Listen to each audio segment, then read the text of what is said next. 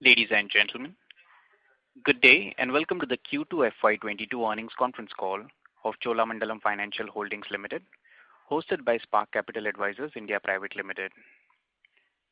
As a reminder, all participant lines will be in listen-only mode, and there will be an opportunity for you to ask questions after the presentation concludes.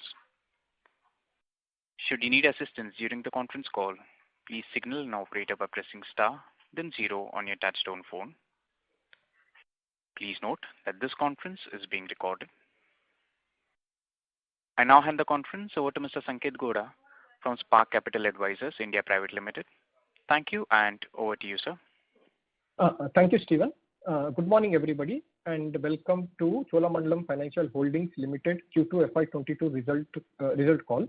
To discuss the same, we have on the call Mr. Sridharan Rangarajan, Director, Cholamandalam Financial Holdings Limited, Mr. Surya Narayanan, Managing Director, Cholamandalam MS General Insurance Company Limited, Mr. S. Venugopalan, Chief Financial Officer, Cholamandalam MS General Insurance Company Limited, and Mr. Ganesh Yan, Chief Financial Officer, Cholamandalam Financial Holdings Limited. May I request Sridharan sir to give his initial remarks, post which we can open the floor for question and answer session. Over to you, sir. Thank you. Good morning to all of you, and I hope you had all a good Diwali celebration and you are doing health-wise fine. I will just give a quick overview and then we'll open up for questions.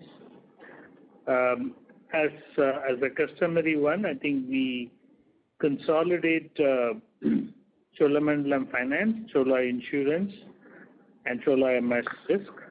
And purely the control is looked at it from India's point of view, and that's how the consolidation works. I'll cover the standalone financial performance of Cholamandalam Financial Holdings. For the quarter ended September 21, the company received final dividend of 26.1 crore from Chola Finance, and after considering the finance costs and other expense, the PBT is 25.19 crores. The consolidated results of the company consist of, as I said, Cholamandalam Finance, Cholamandalam MS General Insurance, and Chola MS Risk. At consolidated level for the quarter ended September 21, the revenue increased by 2.4% to 3,583 crores as compared to the corresponding quarter of the previous year, while the profit after tax increased by 29% to 652 crores, primarily due to the reduction in impairment charge in the financial instruments. Chola Finance was able to capitalize on the favorable trends in the external environment. The waning of second wave, increased pace of vaccination, and good monsoon led to the expectation of swift revival of the economy. This was supported by uptrend in economic indicators like tax collection, power consumption, vehicle registration, highway toll collection, and e-way bills, etc. The economic revival has led to a sharp recovery in Chola's disbursement and collections during Q2 FY22. Disbursements were up by 35% compared to Q2 FY21. PAT for the quarter ended September 30th, 21 is rupees 607 crores compared to 432 crores in the corresponding quarter of the previous year, registering a 40% growth.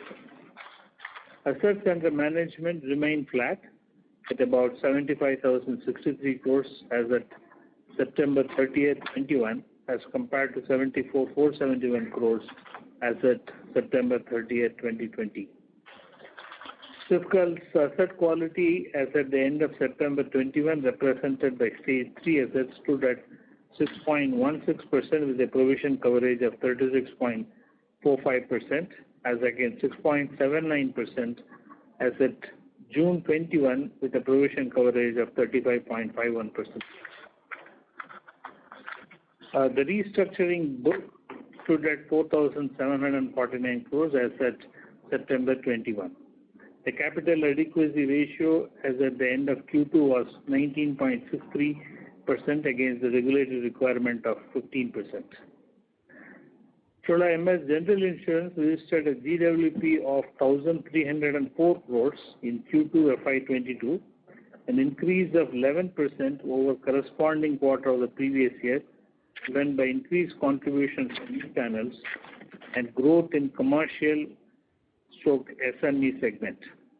The company maintained leadership positions in motor LOB in Tamil Nadu and Chhattisgarh while regaining it in AP and Telangana.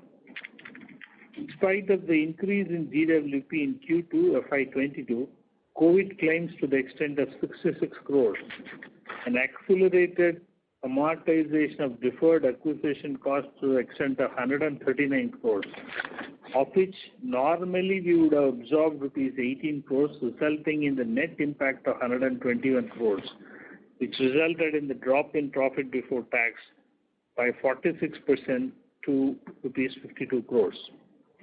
During the quarter, the company received the resolution plan-based settlement of dues from DHFL to the extent of 75 crores, resulting in a surplus over the provision of 38 crores. And the company has made additional provision to the tune of 22 crores in ILFS and Reliance Capital. The net carrying value of the trust investment stage 2 is only 12 crores as of 30th September 2021. Solvency as at 30th September 21 is 1.77 times after considering the disallowance of 160 crores of taxes paid towards contingent liabilities as per IRDA circular. Chola MS Risk Services is a small but niche company, reported a profit of 1.12 crores as against 0.26 crores in the corresponding quarter of the prior year. Overall, we feel that the Chola MS General Insurance, most of the pains are already completely addressed, and this accelerated depreciation will result into some more pain in H2. We will cover that, Suri would cover that, but I think with that, I think we'll be behind with all the issues. In fact, the years to come will start giving much more benefit because we are taking all this accelerated depreciation in 1 year. I would leave it to Suri to cover that in much more detail as you go through in the Q&A. Thank you, and we'll open up for Q&A. Thank you very much. We will now begin the question and answer session. Anyone who wishes to ask a question may press star and 1 on their touchtone telephone. If you wish to remove yourself from the question queue, you may press star and 2. Participants are requested to use handsets while asking a question. Ladies and gentlemen, we will wait for a moment while the question queue assembles.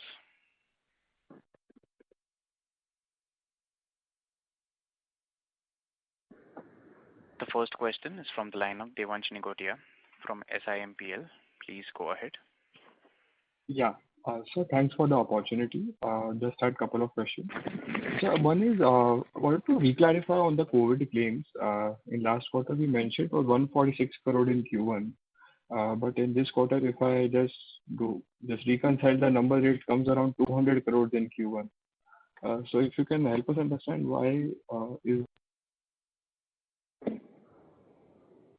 Is it clear, the question to you, when relating COVID claims, the question? Total H1, 262 crores of the COVID claims, including the COVID-specific product plus the general COVID claims. That is the H1 262 crores. To that extent, we confirm the COVID claim impact in the. It consists of both COVID-specific product losses as well as the general products in terms of the COVID loss.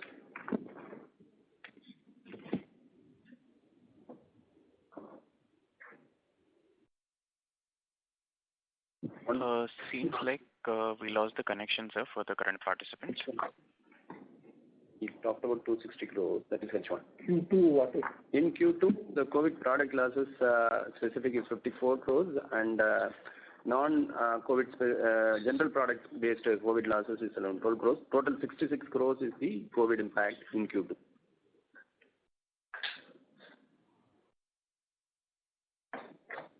Does it answer the question? So I think that percent dropped. So Mr. Nicotia, are you able to hear us? Yeah. Yes, sir. If you have any further questions, you may please proceed. Okay. Hello. yes, please go ahead. Yeah. Yes. Yeah. So one is, okay, I dropped on the call. So 146 crore was in Q1, and then we mentioned that it was 200 crores. So how does this difference come in? If you can just throw some light on that. There is no 1.6 crores element we have mentioned in any of our presentation. As I mentioned just now, in Q2, overall 66 crores of impact arising out of the COVID losses, broken into two parts, COVID-specific product loss and the COVID general product losses of 54 and 12 crores respectively. This is for the quarter Q2. In H1, 262 crores. Out of that, 195 crores comes from the COVID-specific product and 67 crores comes from the products, totaling to 262. This is the thing. There is no 1.6 crore. I am not able to. 146 crore. 140. 146 in Q1. That's what you mentioned in last call. Yeah, 141.5 crores of Q1 under COVID-specific product class. Okay. That has come down to 54 crores in Q2. Okay. So basically, if I adjusted for our profit as per IGAAP, 16 crores, and if I do a net tax adjustment for COVID claims of COVID claims and the deferred acquisition, then the PAT comes in the range of I think around 200 to 210 crores. So Yeah. So, I mean, if you can just help us understand. And one more thing, so we mentioned that there was a write back of 38 crores for DHFL, and then again there were further provisioning for ILFS. So if you can help us, understand that as well. Okay. So on the DHFL side, we received 75 crores as mentioned by Mr. Sridharan in the opening remarks, out of the 157 crores of exposure. Towards the entirety of the resolution plan based settlement, 75 crores in the form of both Piramal housing bonds and the cash component together. Out of that, the net surplus loan back to P&L in that DHFL is 38 crores. So we have provided 22 crores additional provision towards Reliance Capital and ILFS. Reliance Capital 100% we have provided now, and ILFS only 12 crores we are keeping as a balancing book account on that. So net effect of it, 38 crores minus 22 has flown back to the P&L. Okay. And so if we look at the normalized PAT, I mean, it is significantly higher than what it has been historically. So what are the key 2-3 things that we see, because now even the activity is back to normal.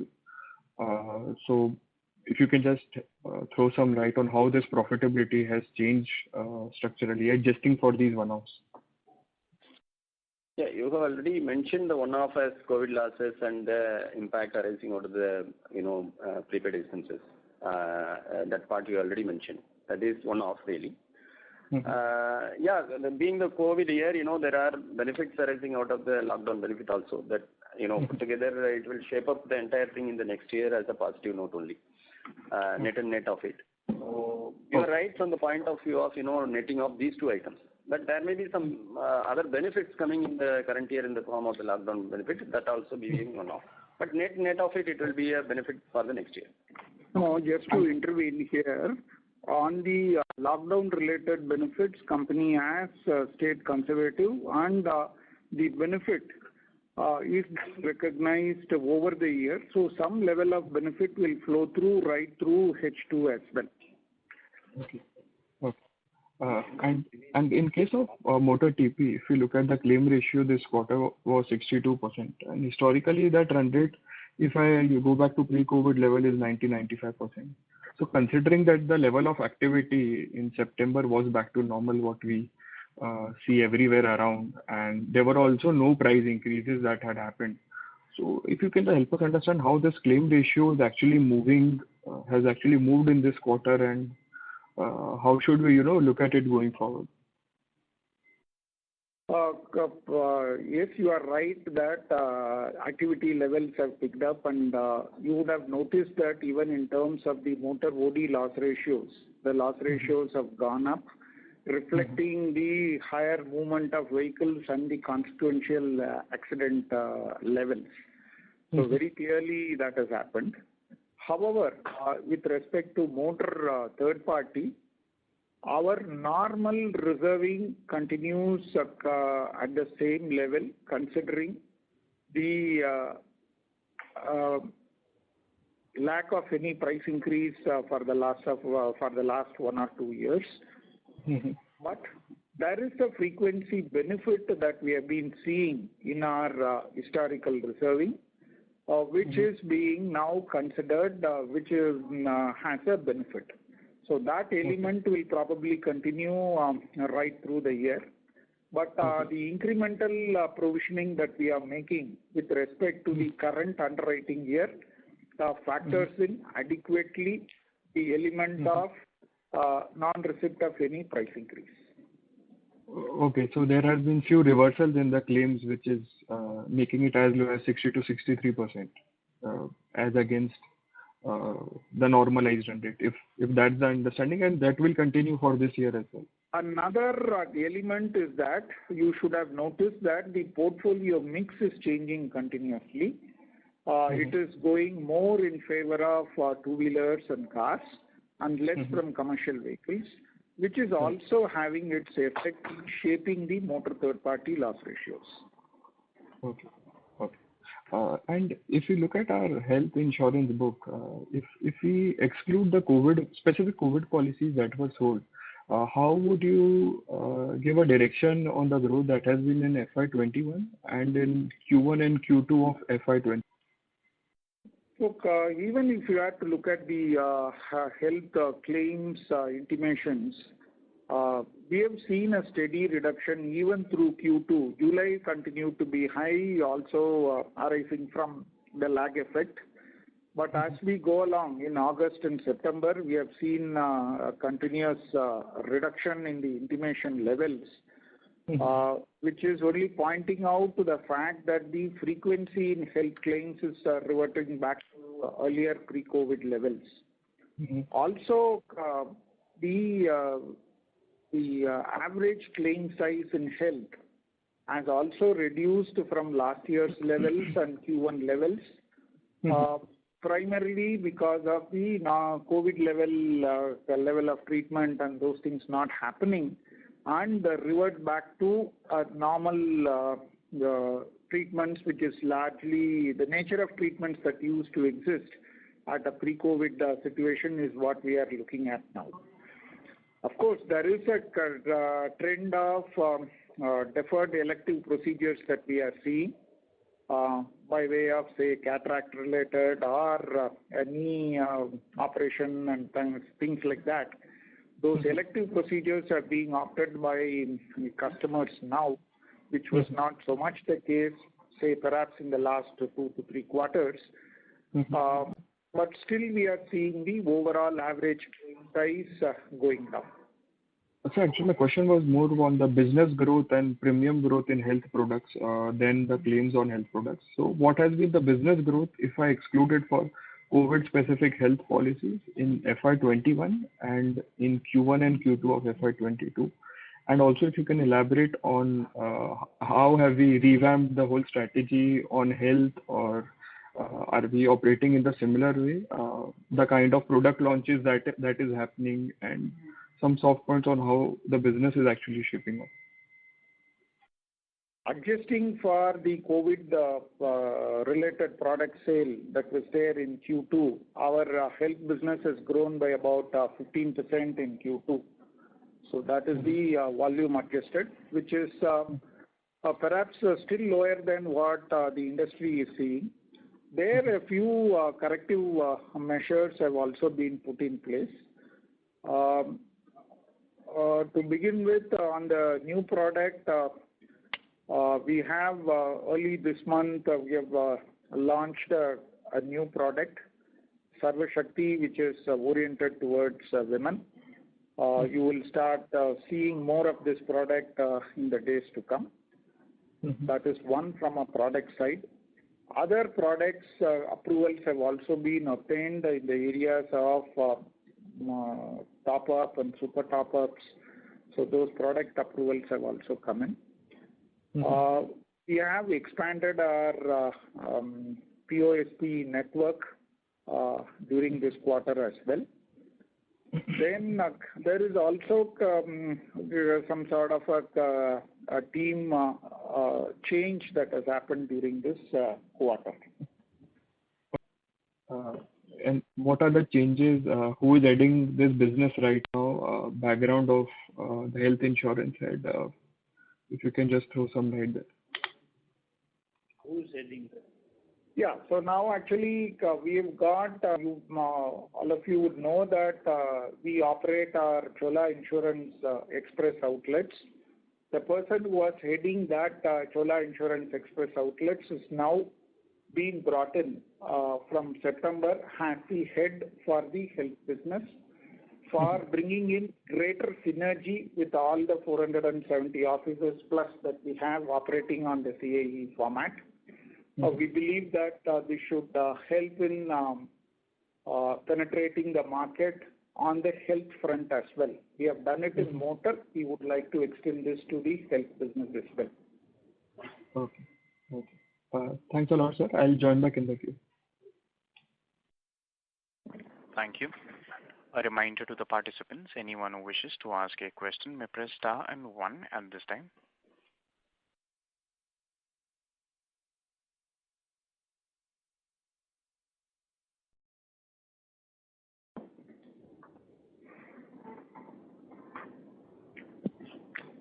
Participants, to ask a question may press star and 1 at this time.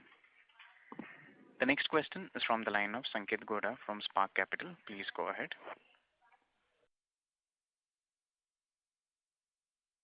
I have a small clarification, sir. So if you look into the slide number 50 in the presentation, we see the loss ratio mentioned is 74.9 for 1H FY22. But if you look at page number 52, the loss ratio overall mentioned is 80.6. So there is a discrepancy in the number. So just wondering why is it so?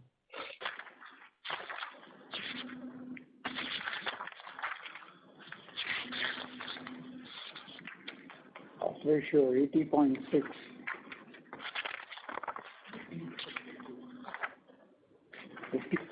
Your data as against the 74.9 mentioned in page number 50. 74.9 versus 80.6.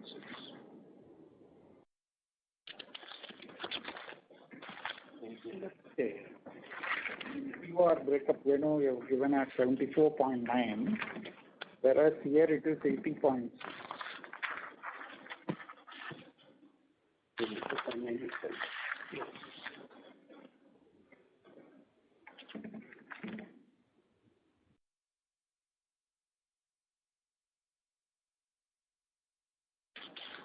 Okay.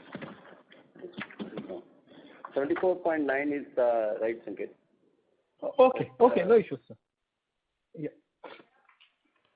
Okay, sir. And just on the deferred acquisition cost, again clarification. So that 138 crores which is mentioned in the press release is based on Ind AS. If I do IGAAP accounting, then what you have provided in the current quarter is closer to 82 crores, right, sir? 82 crores of 82 crores of opening balance. There are two elements to that. One is the opening balance, amortization. Second is the new long-term business that is there. 82 crores. What you are saying is the opening balance. And the rest amount is for what, sir? New long-term balance is written during the Q2. Okay. So basically 138 crores. If I break it down, 82 is for the opening balance and residue is towards the new business what you have returned during the quarter, right, sir? Yes, Sanket. Okay. That's it from my side. Yeah. Thank you, sir. Thank you. The next question is from the line of Pratik Podar from Nippon India Mutual Fund. Please go ahead. Yeah. Hi, sir. So just one question. Maybe if you can just talk a bit about how much of the opening balance is left on the deferred acquisition cost side, and when do we see this basically going down to zero, and the impact on future profitability once this becomes zero? That's question number one. Yeah, finish that and then we'll take the next question. See, the opening balance of the prepaid expenses towards long-term policies, 326 crores as of March 21. As per IRDA letter, we have to fully amortize this in 1 year period. So by the end of the year, the entire opening balance of 326 crores will be taken to the P&L. So we have taken in the half year 163 crores, a proportionate amount. Remaining 163 crores will be taken to the P&L in the H2. So by the end of the year, it will be nil. Also, the new long-term policies written during the year will also be fully absorbed, and there will not be any prepaid concept. So that cost will also get into the P&L. So we will not have any prepaid expenses in the books of account as of March 22. Got it. And sir, what's the benefit? So roughly about 80 crores plus, right? Yeah. So the impact of the opening balance, in the next year will not be there. That's around. This will have an impact of depending on the policy's duration. So in the next 2 to 3 years, definitely the benefit will be there, almost 70% on the point of this thing. Remaining in the next 10 years. Some of the policies are running beyond 10 years also. So it will taper off. So the benefit will flow in the next few years as far as opening balance is concerned. On the new long-term policies, next year any new long-term policies written, that will fully get absorbed into the P&L. So, Pratik, to an extent, what we have to bear in mind is that the pace of growth will determine. While the benefit will is definite and it will flow, as we step on the growth level, the absorption level will have to be immediate. So to that extent, yes, that impact would stay. But from the one-time absorption that we are doing, the benefit will easily flow over the next 2 to 3 years because most of the costs are on long-term products relating to health, personal accident, and those products. Venu, if you can give an idea of the amount. See, first 3-4 years, 70% of that will get the benefit out of that, out of the 326 crores. So we can clearly see as around 60 to 70 crores benefit comes in the form of every year-on-year benefit. Roughly about 75 to 80 crores per year will be the benefit for the next 3 years. Arising out of the opening balance. As Mr. Suri said that, the new long-term policies, depending on the growth, the cost will get absorbed. Understood. And sir, just to clarify, these long-term policies are only health and PA, or it includes even motor? Yeah, it includes motor in terms of the long-term 5 year in the case of the two-wheeler. And cost. Cost is the lesser extent. And there will also be businesses like dwellings, which today is capped at 10 years. So the cost relating to that would also, it's also factored in. Understood. And sir, secondly, I think you've touched upon this, but just to clarify, when you talk about the 3 measures in terms of introduction of new products, increasing your POSP network size, and team changes, can we expect that the health business, which has underperformed in H1 versus the industry in terms of growth, coming back and outperforming? Definitely, yes, we do expect to have a much stronger growth on the health business in H2. Both from the bundled business as well as the retail business. Both are definitely looking up. We are seeing the uptick. So we should see much better volumes in the subsequent 2 quarters. And sir, from a channel mix perspective, we have seen that our own captive channel has been quite subdued. Just from with growth with disbursements normalizing as we have seen, can we expect that channel will come back again, and in H2 we can see faster growth from that channel? Pratik, are you referring to the captive channel or the Yes, sir. bank channel? Yes, sir. So captive channel. Chola Finance plus Pyramid. The captive channels, they have been growing. In the first half, largely in the backdrop of cars and two-wheelers. Commercial vehicle sluggishness continues, and areas of traditional strength like school buses and others still haven't picked up. But then I don't see a big improvement in these areas in Q3. Q4, when again schools open in full, rather than being optional, which is the situation presently, I do see the opportunity going up there. And to a larger extent, yes, the commercial vehicles, which has been the main driver of the CIE, should, when it comes back, the volumes can grow. But even otherwise, the CIEs have grown during H1 and more particularly in Q2. Q2, correct. And on your long-lasting channel, the IndusInd Bank channel, it seems that it has degrown in H1 versus last year H1. Any specific reason, sir? Largely it is due to the commercial vehicle sluggishness, and due to their own other inherent tightness with reference to NPA management and all of that. Their growth in the commercial vehicle portfolio hasn't been much, which is what, in fact, their management has also talked about in their calls. So this situation more corroborates with the lower growth of their commercial vehicle portfolio. And when do you expect the DHFL/Piramal channel to start coming back?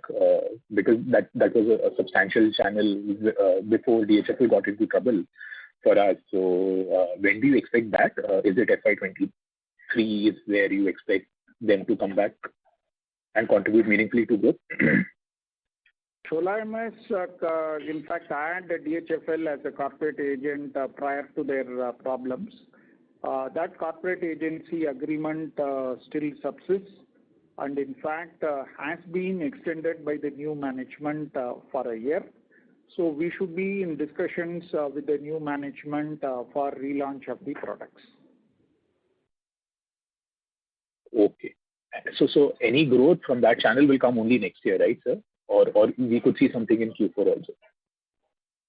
I think, yes, first we have to agree on the products, the structure and all of that. But I do suppose that it can begin as and when we complete the discussions and they also start lending. It can. It doesn't really have to wait until April. So we would like to certainly recommence that part of the business at least from January. Okay. And so many congratulations on diversifying your motor mix from what we were traditionally. Just one of the other strategic pillars was also to overall diversify the line of business mixes, line of business mix, right? So when do we see that health and other lines of businesses, which is commercial and etc., slightly having a higher share within our overall mix and more dependence on motor overall reducing? Yeah. So, yes, in motors, it is more pronounced with the shift, a strong shift towards cars and two-wheelers, and the growing reduction in dependence as to commercial vehicles. If you look at the other lines of business, even the fire line of business, we have been growing at a rate faster than the industry. For instance, in the fire line of business, our growth is at about 12.2% as against the industry growth of 7.6%. Of course, it's on a smaller base, but then that thrust continues, and this is where actually we are seeing the business both on the Indian commercial corporate front as well as the bancassurance-led volumes contributing fairly strongly. So we do, and even in the other commercial lines, the non-fire lines, we have been growing fairly well. Our growth in Q2 was at about 18%. So those lines have also been growing.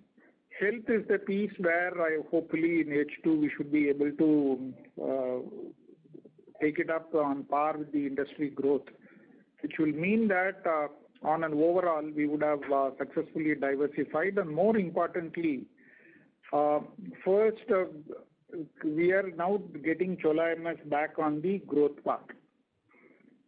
In Q2, our growth at 12% was higher than the industry growth of 10.7, and this has to be seen in the context that Chola MS does not participate in 1/3 of the industry, which is largely crop, the government-related health, as well as the employer-employee group health.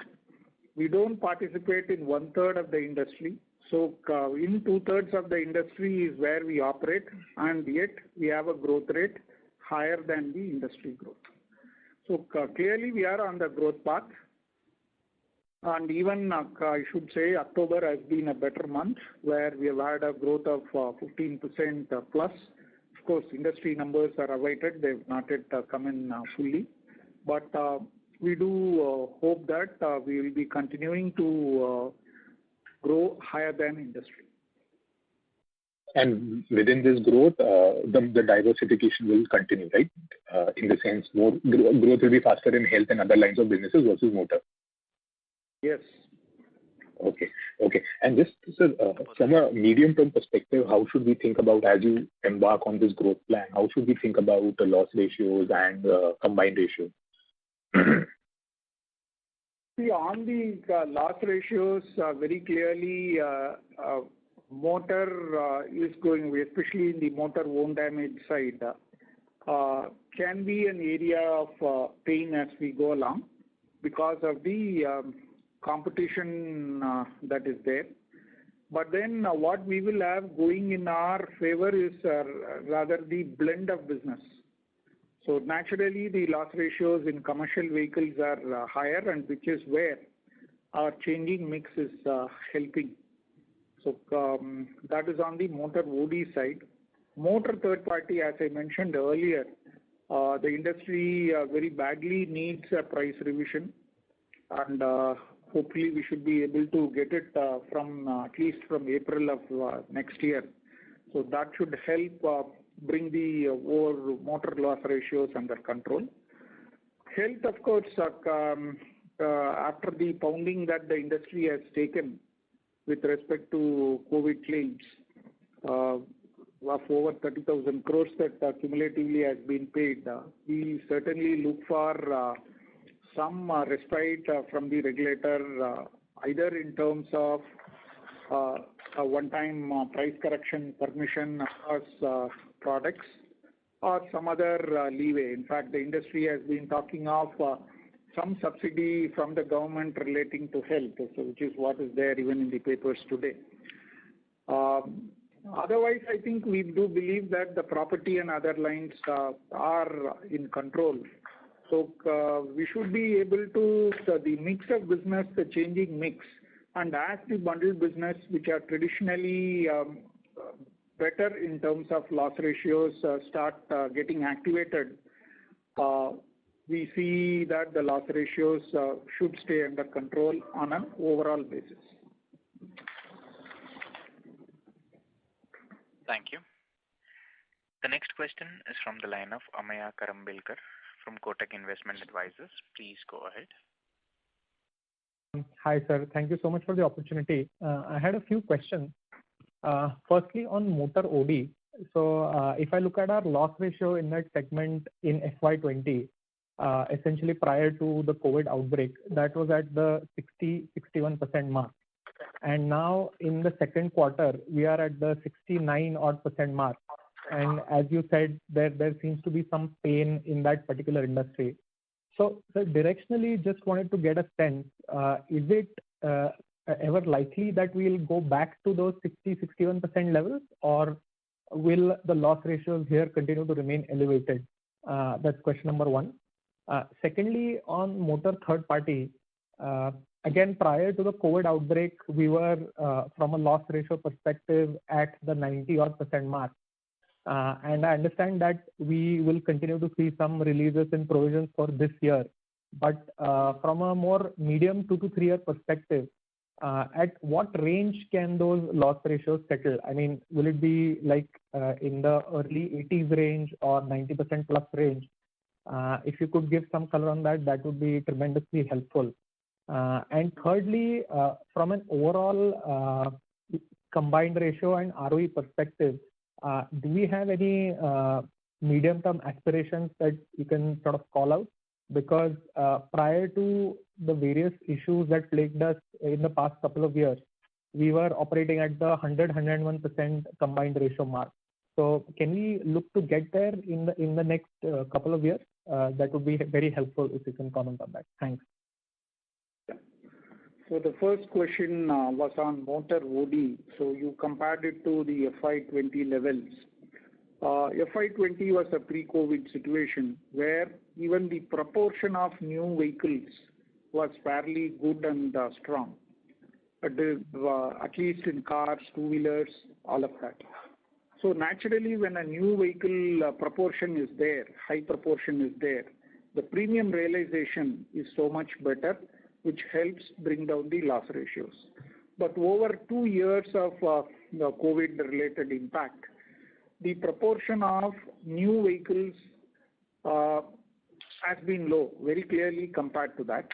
So which itself is a reason and a cause for the loss ratios to go up, because the premium realization on every single vehicle on an average is coming down. And this is in a situation when claim severity have more or less remained the same or have only gone up due to inflation-related labor and spare part price increases. So these are the drivers which have caused the loss ratios. Plus, today the discount level in the motor own damage business is fairly high. So we have some players operating even at about 80-85% discount. And therefore, the average discounts that are available on the premium pricing has gone up, which is what has led this overall motor OD loss ratios to go up from where they were to about 69%. But then, as I mentioned earlier in the call, the changing mix is what is expected to bring this under control. Obviously, the dynamics of a commercial vehicle and a car and a two-wheeler are very different from an own damage claims perspective. And as the mix is changing, so we do hope to bring this under control. Second question was on the motor third-party levels. At a stable level, we do, barring the frequency benefit, which may not be there in any subsequent year, we do expect the loss ratios to be around back at around 75%, 75-76% is what we would expect, considering the mix that would be there then. We factor in the changing business profile, so that is the kind of rate that we would expect it. And third, from an overall COR perspective, yes, our intent is to get back to our earlier levels of at least around 101 to 102% of combined ratio. We should be able to get back there. Even in the current year, if one were to knock out the COVID-related claims, we are there. So that is the COR position, even as at the half-year level. Thanks, sir. That's very helpful. Just two quick follow-ups. So if you can qualitatively call out earlier, what was the proportion of new vehicles for us and versus now that you said that it's gone down? Just a range in which it has moved, that would be helpful. And two, any longer term ROE aspirations that we have? Thanks. That's it from my side. See, the proportion normally of new vehicles to overall, and of course this varies between the product classes very, very differently. historically used to be at around 40 to 45%. And that today has come down, notwithstanding our surge in two-wheelers. To the premium size, the larger chunk comes from commercial vehicles.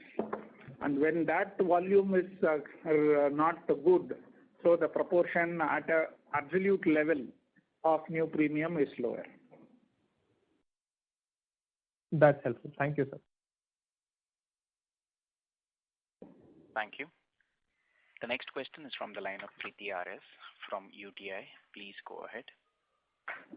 Good morning, sir. Thank you. So my question is on the health portfolio. So if I see the mix between health and PA, including within the health portfolio, so it seems we have a significantly higher market share in personal accidents compared to our overall market share. So what has worked well for us, and going forward, is that a segment which we will continue to focus on? Yes, you are right that in personal accident, our market share is higher at about 3.6%, which is largely from the bundled volumes that we get from our channels. And as we step up and we see the revival of financial channels, these volumes will go up back to their earlier levels. We are seeing that trend happening. We have seen that jump even from Q1 to Q2, we have seen it. And we are seeing the trend even in October. So to that extent, the volume step up in PA will be there. Sir, and when you say channels, you're referring to captive channels or even the banker channels? Normally, PA bundled business comes from the banker channels. Banker channels. And what are the products usually it is bundled with, sir, for our knowledge? Sorry, I didn't get the question clearly. Sorry. So what are the usual products, financial products that this product is bundled with? Yeah. See, it is a credit-linked PA that goes with any vehicle financing. It goes with the dwelling financing. So it goes in with all of that. Understood, sir. Okay. And the second question is, what is the current mix between our indemnity products and benefit products within the health portfolio? Now, actually, and that again actually varies between the agency and the banker channels. Typically, in the agency channel, it would be in the ratio of 70-30. I'm talking of indemnity to benefit, would be about 70-30. And say in banks, it would even be like 90-10. So overall, you can say that it's supposed to be at around, say, 75-25. 25 is benefit, right? 75 of indemnity and 25 of in health. Right. Sir, I would have thought the benefits would be actually higher in banker channel. So this is actually slightly different to what intuitively one would have thought. So indemnity is sold higher in the banker channel? Yeah, because in our we sell quite a bit of indemnity through our public sector bank businesses and also through IndusInd Bank. And I am talking in terms of the premium size. So where an indemnity premium is naturally far larger. We also sell products with the banker channels. It could be an hospital cash or it could be a critical illness. But then those ticket sizes are smaller. So from a value perspective, premium perspective, this is our mix. Understood, sir. So my question is on what is the strategy on our collaboration with web aggregators like Policybazaar, etc., especially in health product? Yeah, so we do operate with web aggregators. So we do operate with Policybazaar. and across lines, whether it is motor or health or even some of the SME lines. So we do cooperate with them and we do get our volumes from them. Okay. So is that a strategic channel for us in the longer run? Or how do you see that particular channel? The way we see it is that we are growing our own direct business at this point in time. The investments are happening. And this also helps us to get an idea about the customer profiles, the geographic profiles, and the experience out of these businesses. So this is something that we would operate. Okay. Got it, sir. Thank you and all the best. Thank you. A reminder to the participants, anyone who wishes to ask a question may press star and 1.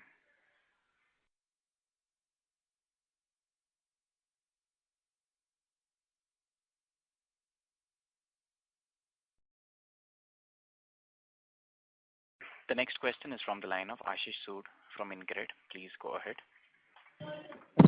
Good morning, sir. Thanks for the opportunity. So I have 2 questions. First, I want to ask whether we are thinking of listing our general insurance business separately in next 1 to 2 years, because we are seeing our peers are getting a much higher valuation, and seeing the potential of our company, we are not getting the justified valuations.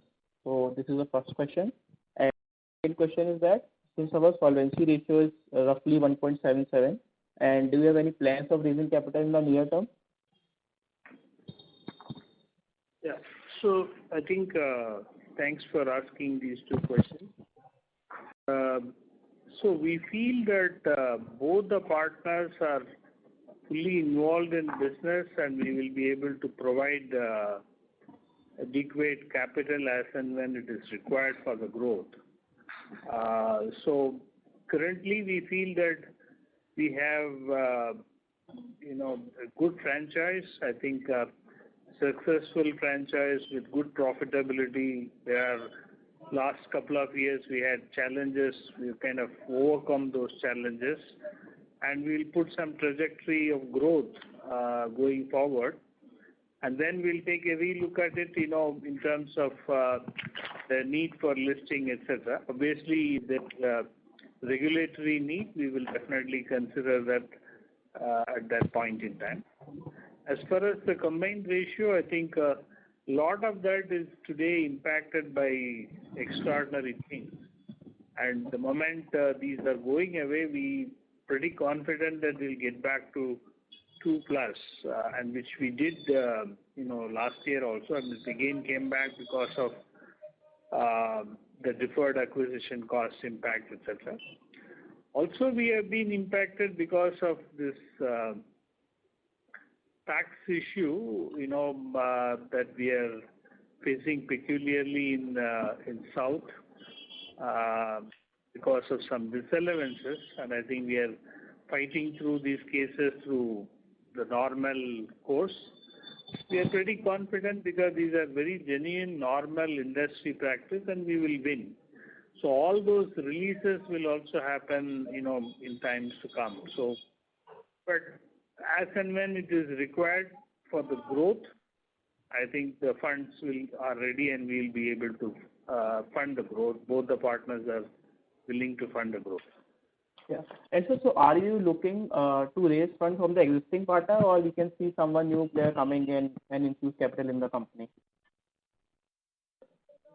Well, I think, as I said, that both the partners are fully involved in business, and both of them have, good pedigree and capability to invest. So we'll first look at the in-house.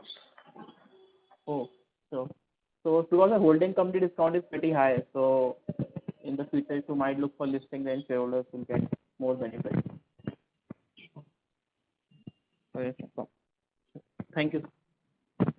Thank you. Thank you. Ladies and gentlemen, due to time constraint, we take that as the last question. I now hand the conference over to the management for their closing comments. Over to you, sir. So thanks for your participation. I think I just want to leave 1 or 2 thoughts is that I think Chola MS General insurance had quite a few challenges, particularly with regard to investment-related challenges. I think we are kind of behind that. Completely, we are out of it.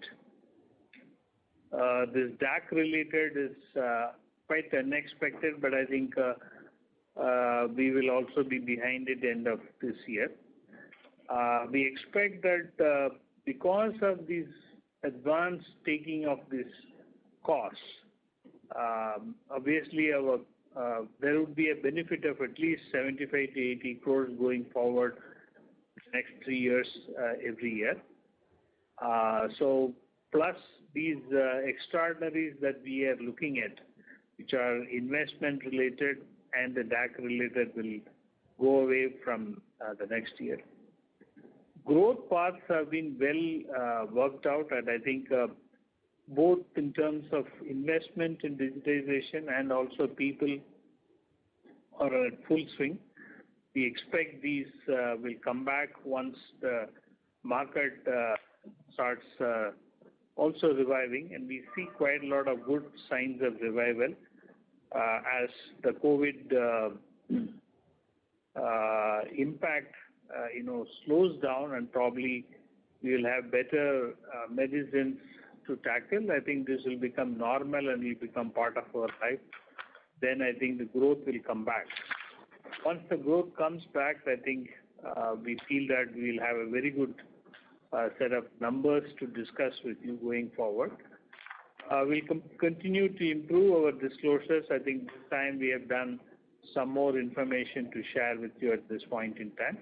Hope you find it very useful. Thank you and all the very best. Thanks a lot. Thank you. Ladies and gentlemen, on behalf of Spark Capital Advisors, that concludes this conference. Thank you all for joining us, and you may now disconnect your lines.